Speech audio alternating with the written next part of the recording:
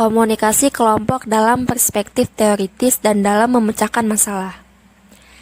Yang pertama yaitu komunikasi kelompok dalam perspektif teoritis.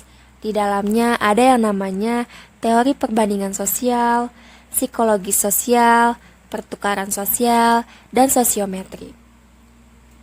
Menurut HUT 1996, perbandingan sosial adalah seorang individu yang mengevaluasi kemampuannya, maka individu akan membandingkan dirinya dengan orang lain yang memiliki kemampuan serupa. Psikologi sosial.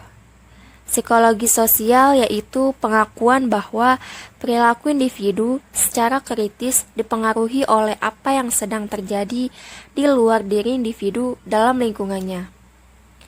Pertukaran sosial. Dengan kata lain, hubungan pertukaran dengan orang lain akan menghasilkan suatu imbalan bagi kita. Seperti halnya teori pembelajaran sosial.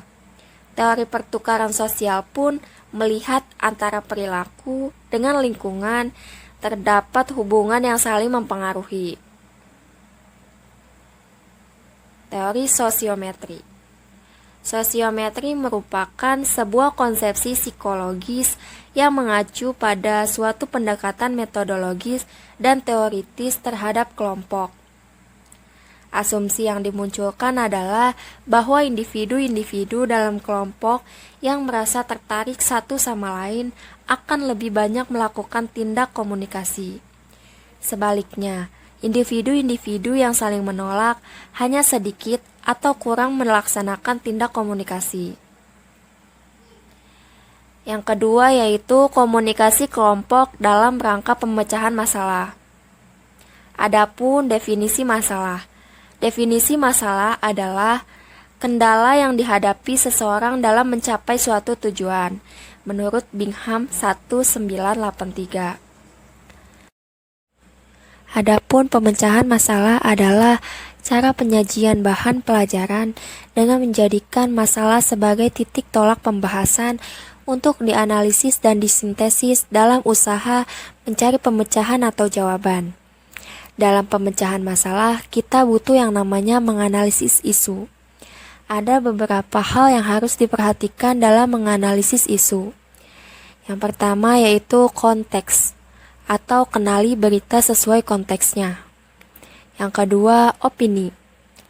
Pisahkan pendapat dengan fakta. Yang ketiga, lihatlah cara pandang pemberitanya. Yang keempat, bandingkan berita dengan banyak sumber. Selanjutnya yaitu bentuk berpikir reflektif. Berpikir reflektif merupakan proses mental yang mengarah pada kesadaran mengenai sesuatu hal yang diketahui ataupun dibutuhkan untuk menjembatani kesenjangan dari suatu kondisi situasi belajar.